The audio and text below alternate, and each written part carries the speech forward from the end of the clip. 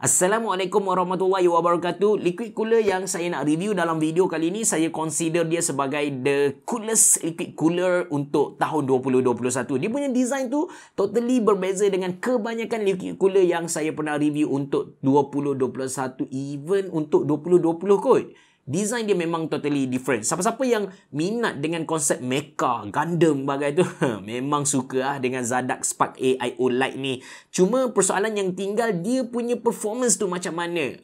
Sebab performance lagi penting dari aesthetic kan. Dengan cara tu kita tahu sama ada berbaloi ataupun tak untuk kita beli sesebuah produk tu. Anda bersama saya Ashraf Jeffrey dalam channel YouTube Mona Lisa. Kalau anda belum tekan butang subscribe, pastikan anda tekan butang subscribe dan juga button loceng yang ada dekat tepi dia tu. Jom!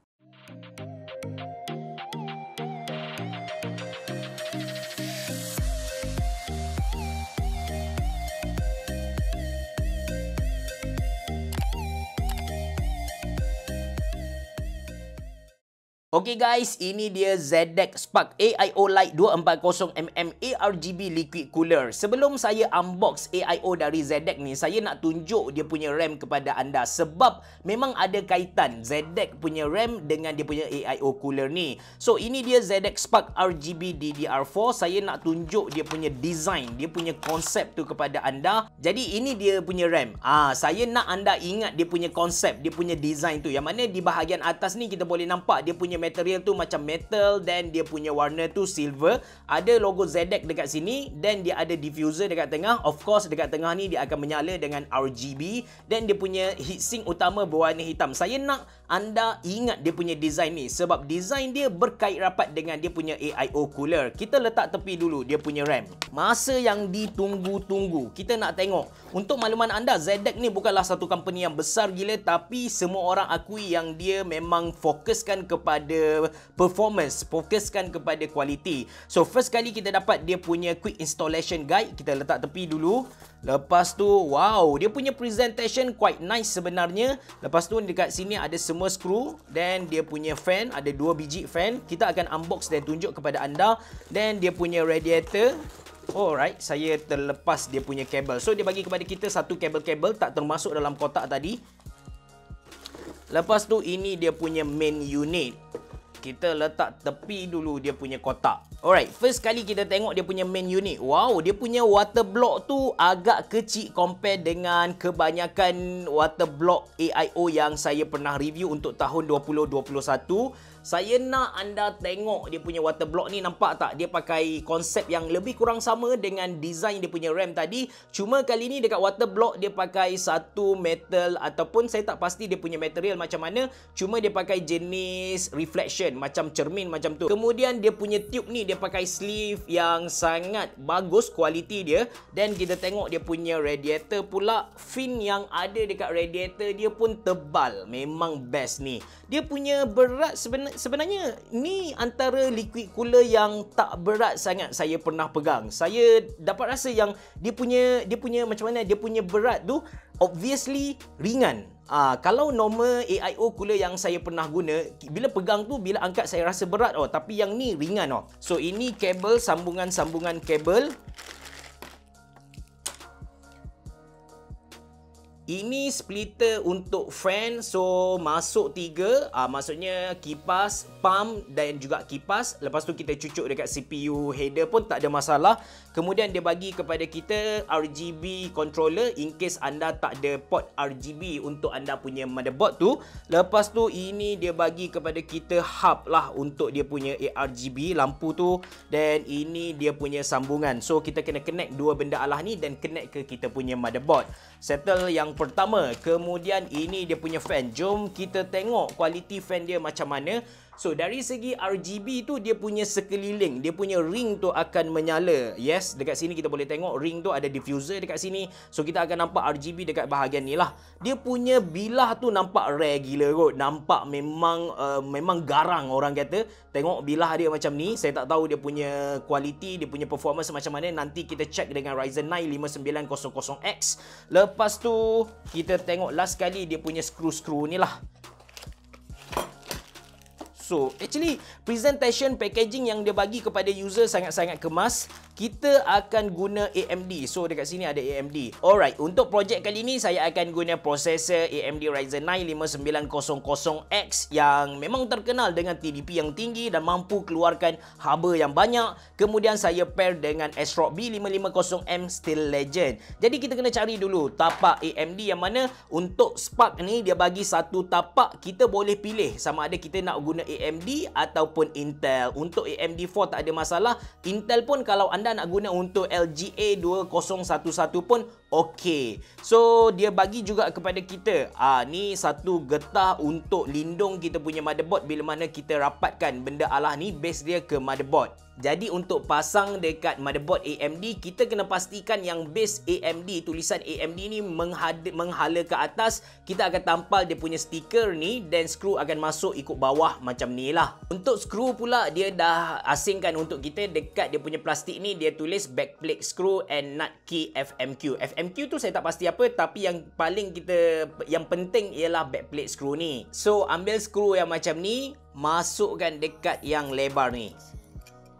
Bila keempat-empat skru tadi dah masuk ke dalam lubang motherboard, the next skru yang kita kena pasang ialah yang ni. Okey.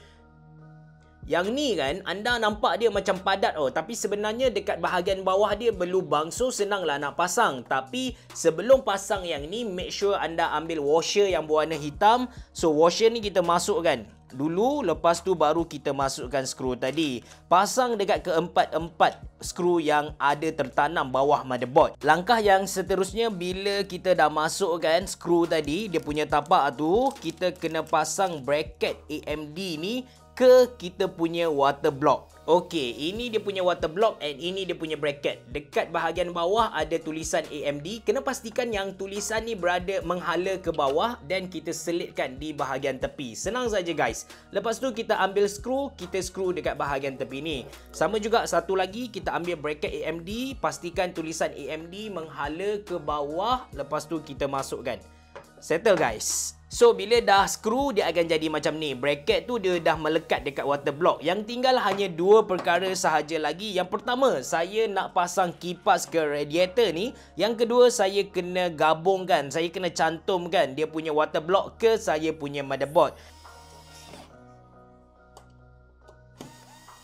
Kipas dah siap dipasang. Last kali kita nak pasang dia punya water block ke saya punya motherboard ni. Tapi jangan lupa untuk letak thermal paste. So dia bagi kepada kita satu thermal paste ni, nampak macam mahal.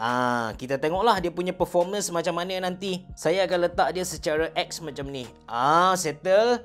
Then simple saja. Next step is saya akan pasang dia macam ni.